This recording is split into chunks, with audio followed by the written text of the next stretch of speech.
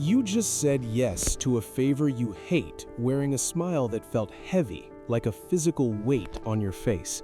Let's be honest, that wasn't kindness. That was a survival reflex from a version of you that doesn't actually exist. You aren't a good person. You're a harmless person. And those are not the same thing. You're not choosing to be nice. You're just too scared to be anything else. This is the quiet, humiliating reality of the person you pretend to be. Every time you swallow your tongue to avoid a conflict or laugh at a joke that isn't funny, you are witnessing the slow death of your own agency. Think of that one recurring failure, the one that makes you feel like a stranger to yourself every time it resurfaces at 2 a.m. You think you're just weak-willed. You aren't. You're being outmaneuvered by a version of yourself that doesn't want to be cured. Jung called it the shadow. I call it the reason you're currently a passenger in your own skin. You aren't stressed or tired. You're being hunted by the life you're too afraid to live. But puppets eventually break. There are 6 levels to this dark hierarchy, and you need to find out exactly where you're standing before the floor gives way. Level 1 is the ghost. This is what I call the living dead stage. If you're here, you don't even know you have a shadow. You just think your life is a long string of bad luck. You're numb, you're reactive. You're not living your life, your circumstances are living you. You have no boundaries because you have no self to protect. Then there's level 2, the facade. This is actually more dangerous. You realize you're wearing a mask, but you're addicted to the safety of it. You're the high achiever who's privately falling apart.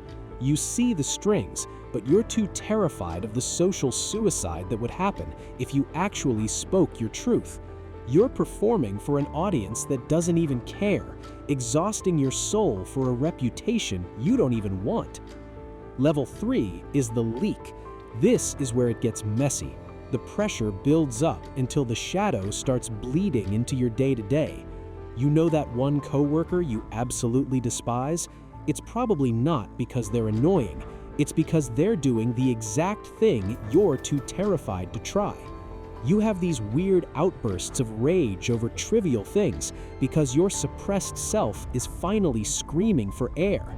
If you can stop blaming others and look inward, you hit level 4. The controller. This is where you stop being a victim and start being a strategist. You don't lose your temper anymore. You place it. You use your coldness like a tool to set a boundary. But here's the trap, the chess player ego. You start treating people like pieces on a board. But if you're always playing a game of manipulation, you're still the one being played by your own insecurity. To get past that, you have to hit level 5, the integration. This isn't about becoming a beast. It's actually the uncomfortable realization you're capable of the same darkness you see in the worst people on the news. Here's the shift.